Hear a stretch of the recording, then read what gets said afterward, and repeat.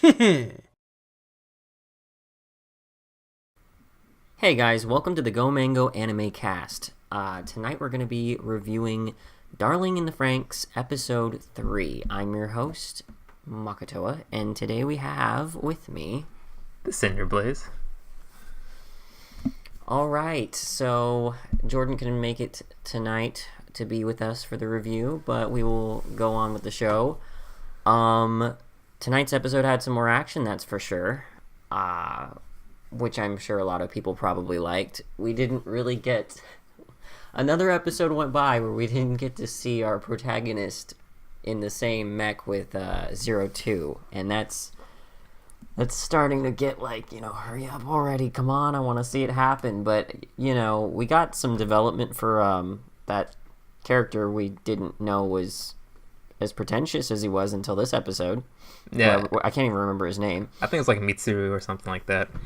Yeah, or something. Yeah, but I'm okay with this because at the very beginning, like, we were introduced as Hiro as someone who couldn't pilot the thing, and we're kind of wondering, kind of why that was, and at the end of the episode, he ends up piloting it with, like, this one chick who usually kills all of her partners. And then the episode after is like, okay, well, he piloted that one thing with 02, why can't he do it with another chick? So... that was episode 2, yeah. Yeah, so he does it with Ichigo, who's supposedly like the closest person to him among the cadets. Or not really cadets, but that's what I'm going to call him for now. And then that didn't end up working. That was pretty tragic. And for this episode, we're having 02 piloted with another one of the cadets. And yeah, this particular one who apparently was having trouble syncing with his particular partner this episode. Yeah, I think in the very beginning, when Hiro was giving all the orphans names, I think he was like the last person, if you recall. Where he's like, was he the last person to run up? I couldn't tell if it was him or the short bully kid. I don't think it was a short bully kid, because I feel like he would have been a lot more louder. But yeah, considering like this episode was about the Mitsuru guy, yeah, you're right. It would make sense for it to be him. Mm-hmm. I mean, it might not be, but that's what I'm assuming. No, it makes sense. It totally makes sense that it would be him, because we slowly started to develop how he also has this kind of I don't want to say, I want to say animosity towards our protagonist, although not in the same way as the short bullet kid. But like, he's mellowed out a bit, and I really enjoyed that part. Yeah, he has. I like him now. Yeah, like his interactions with the with Miku. Miku, yeah. Yeah, despite how much of nice. a like tool he was to like the protagonist, when his partner got hurt, he actually did care a lot, and I was like, yeah, okay, you've slightly redeemed yourself. Please don't die now. Yeah. And we had the inevitable, rookie's first day on the job. It's supposed to be easy, but then suddenly chaos, horrible things happening. Which that was to be expected, because now it puts more pressure on 02 to get back into the mech. And instead of our protagonist, being the, like, he does have that kind of like, what's the word? Describe it. Depressive nature, like Shinji, but this show doesn't push him into the mech. It's not the classic get in the mech Shinji. It's like, no, you're not going to get in the mech. Yeah, like there's multiple pilots around, and he obviously, like, putting him out in the field is really dangerous. So it makes sense for them to like kind of hold him back. Also, Was it just me, or when they were like discussing who was going to go and pilot with 02, did that not sound like they were 100% talking about sex? Yeah, like there was sexual innuendo in that, but like for the whole pilot system to begin with, but it isn't. So like, I was a bit more comfortable with it, Like the way she's saying, like, are you sure? Yeah. Are you sure, my darling? Are you sure it's okay for me to be with him? It's like, and he really didn't want it, but it was like the only way. It's like, yeah, but like, oh my God. even though it's kind of like quote stupid of him to do it. I understand. Like Mm-hmm. he wanted, proof that like when he piloted that mech, like that was his accomplishment. It was not something that like anyone else could do, Yeah. And And 02 was like, I'm gonna show you. yeah, Oh man. and like he actually was piloting it like decently well. Yeah, for a while until she was like, okay, I'm gonna take off the kitty brakes. Yeah, and that Or the kitty really, wheels. Yeah, he got messed up. yeah. I wonder if Which- they're gonna have like an explanation for that. Like the only thing we've gotten in this episode was that he's a special subject. Yeah, maybe a he got protagonist. like experimented in a special way, which would make some sense. I mean, compared to all the other orphans, he did seem a bit unique. He was the only one kind of like quote creative enough to invent names for everyone. Yeah, and then what was that whole thing about him and only 2 other people in the group were like single digits, whatever that meant? Yeah, I assume that they're the only ones from the original like lineup that managed to make it, because I think in this episode we also heard the group of them talking about how so many people ended up disappearing that they used to know yeah, over time because they couldn't handle it or they weren't compatible or for whatever reason. So, and now it's looking like potentially our protagonist might go down that path and they're worried about him. yeah. I like that, like, that kind of the nice girl who was saying, oh, don't fight, you guys are going to mess up your numbers, Yeah. I mean, That was, I feel like their turn to have character development is probably later to never. Later the one, to never. the one with like the long hair and like the somewhat pudgier pilot yeah. dude. I don't know. I think we'll get some development. They seem like really easy characters to kill right now Oh, no. because they're super, they don't have any reason for you to want them to die. It's true. But like everyone else kind of cares about them, like especially like that one chick. She's like the super nice one that wants everyone to be all in order. And Yeah. the other dude who's always eating bread. He reminds me a lot of that dude from Iron-Blooded Orphans. Oh, no. You mean Biscuit? Biscuit, yeah. Oh, my gosh. Yeah, he wasn't really spared. Oh, my In that goodness. show. We don't want it. I mean, that is spoilers, but I'm Oh, gonna be ruthless with okay. that spoiler because that Oh, really pissed me no. off for that entire show. Oh, no. Okay, hopefully no one will understand what we're talking about. Or Well, I already said it. have... So, what do you feel about like the fallout of what happened in episode 2 with Ichigo and Hiro? Is that Ichigo and Hiro.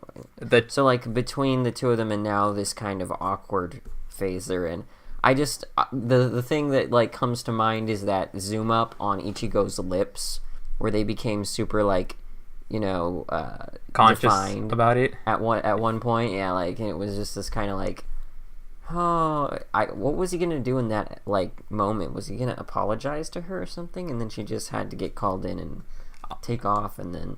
I'm not sure if he would apologize because he didn't know, kind of like what that real circumstance was. It wasn't like a kiss. It was just them trying to pilot the thing.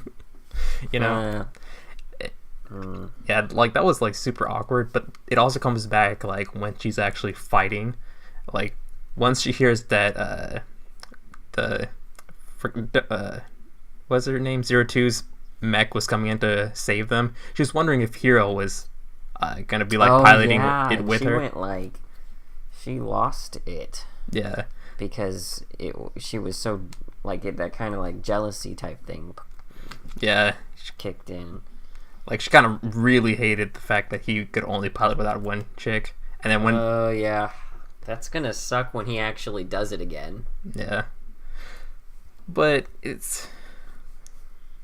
I don't know. I wonder how long how long they'll drag that out because this is also like Ichigo also has a death flag on her. I feel like Ichigo and 02 have like either one of them is gonna die. Oh my gosh. Yeah. Well, as in you mean one or the other has to die. Not has to die, but like if one dies, the other one's basically safe for the rest of the series. Yeah, that's true. Like neither of them can die, but this is Studio Trigger, and I gotta be careful around which characters I attach myself to.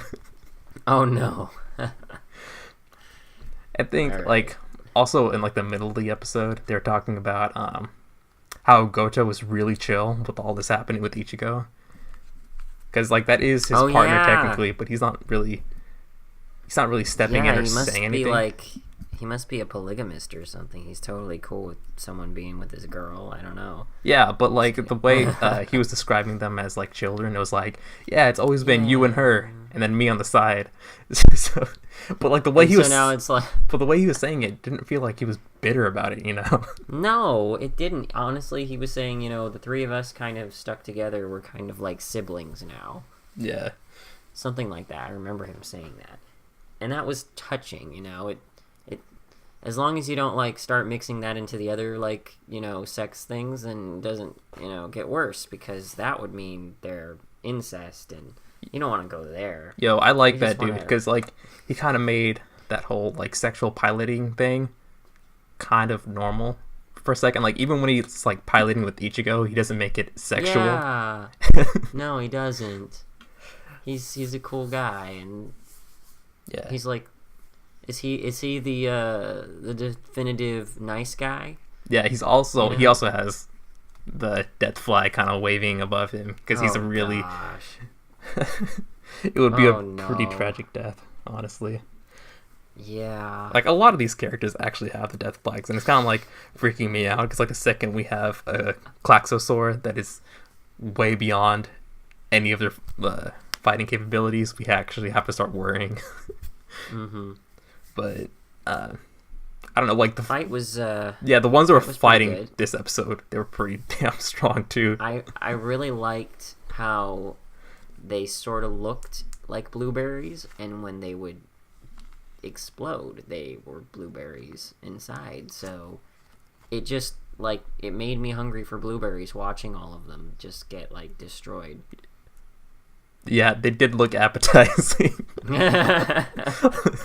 Especially like that one that was like growing on the side of the wall. When they first find it, just take a bite out of that. Seriously. Yeah.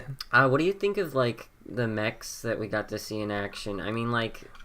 Oh, I have this one strong opinion on that. Go for it. The dark one, the one that looks like it's in a goth lolly dress. I love it bits.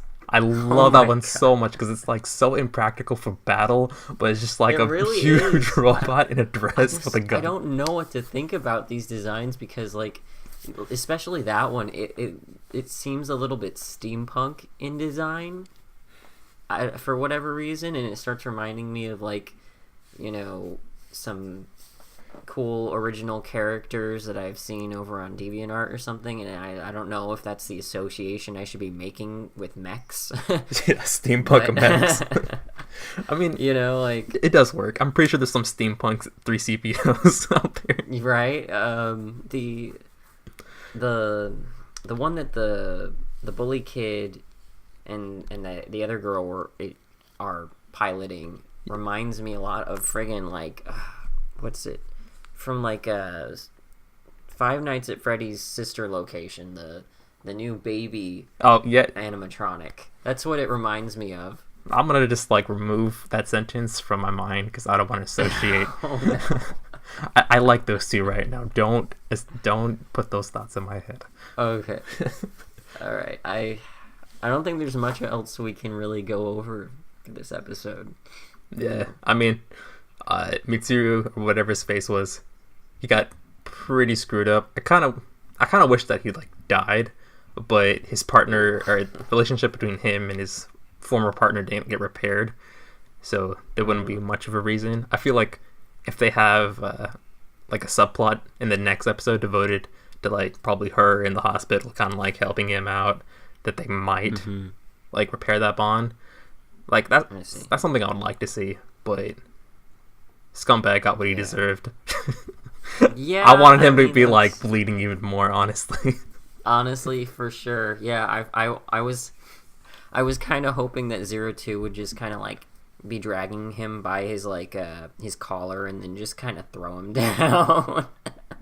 Ash should be like, waving, and then he'd be like waving back, and then she just throws the dude. Oh man. So yeah, I think this show is still it feels like we're still getting to where we need to be. It hasn't like really taken off yet. Yeah, but it's still going at a good pace because it's setting up something that's really integral to the plot, like his ability to not pilot with anyone else except 02. Exactly, for sure. And it's making you, especially after 2 episodes of this, like really crave seeing him in the mech with her. So it's building up, that's for sure. I hope that the payoff will be worth it. And who knows, the next episode or the episode after that. We'll see. I think we're running a little bit late now, so we should probably wrap this up. Any final thoughts? Nah, that was it. Yeah? Alright, me neither. Okay, cool. Well, you heard it there, folks. We relatively enjoyed the episode, I think. Just hopefully we're gonna ramp up soon. I get to see Shinji in the cockpit with 02, and his name's not Shinji. I just can't remember it for the life of me right now. Hero. But Hero? It's Hero. Go figure. Our protagonist, Hero. Makes sense. Okay, if you liked the video, leave a like, comment, subscribe if you want to see more from us. We have a Discord channel. Go for that. Link in the description as well. Other than that, we will see you guys next time. See ya.